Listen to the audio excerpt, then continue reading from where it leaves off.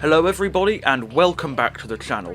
Ever since I played Call of Duty, I was brought up to solely hardcore game modes. Basically everything I played was hardcore, and I feel that the vast majority of the Call of Duty population are really missing out when it comes to not playing hardcore. So in this video, I'm going to be saying why I think hardcore is better than core.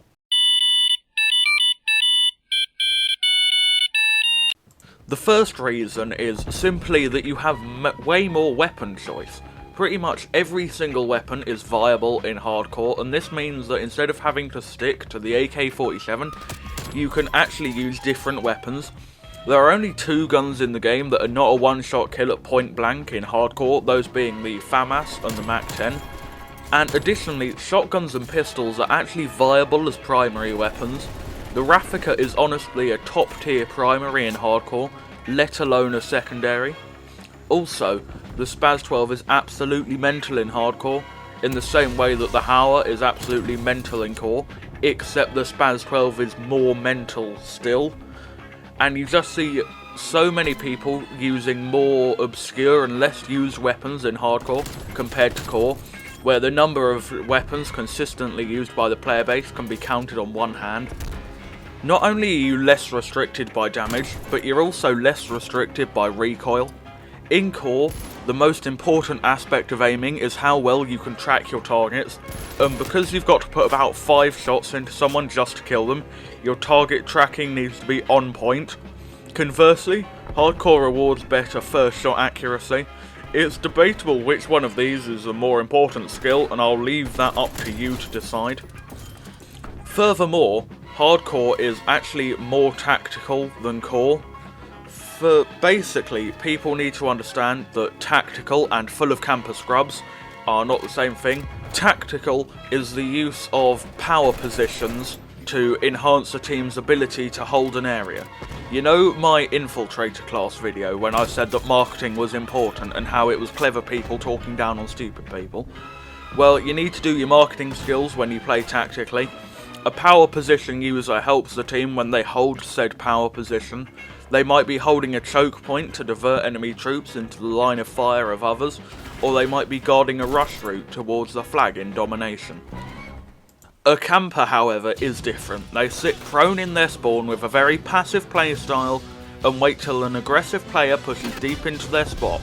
This is not useful to the team. However, campers tend to be easily killed. As the hamster wheel in their brain spins like old people screw, you can toss a grenade in there and they're quickly removed from their high horse.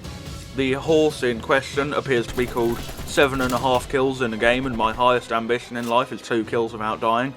I may dislike many of Cold War's maps, but the power positions and or camping spots are very well balanced. A good player can easily rack up huge streaks when they camp the right spot.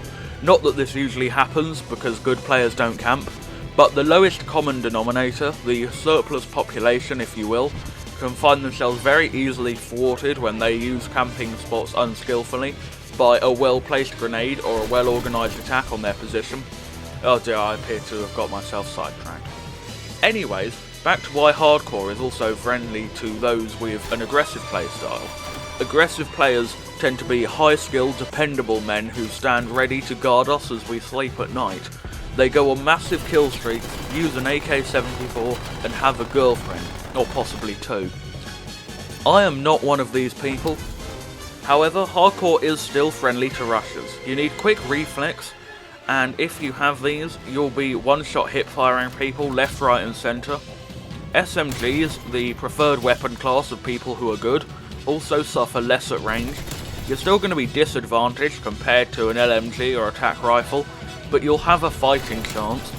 And also, grenades in hardcore explode like Satan passing wind, vaporising anyone within half a kilometre radius. This also helps aggressive players who seem to be ever quick on the Semtex button.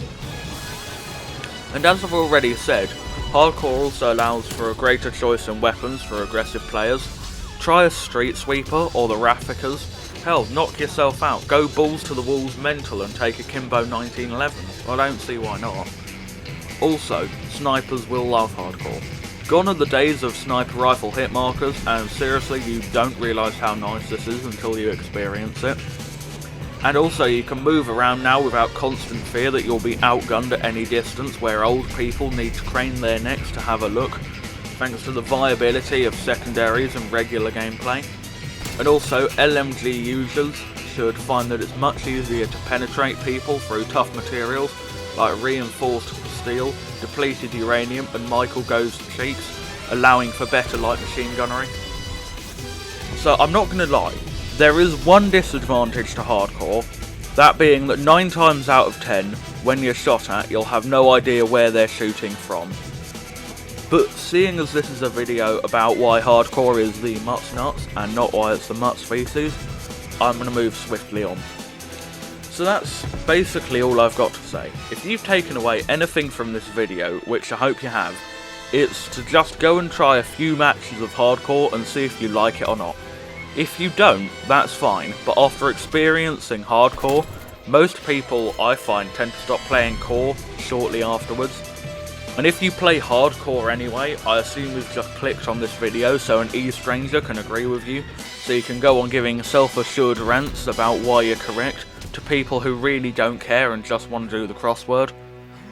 Goodbye.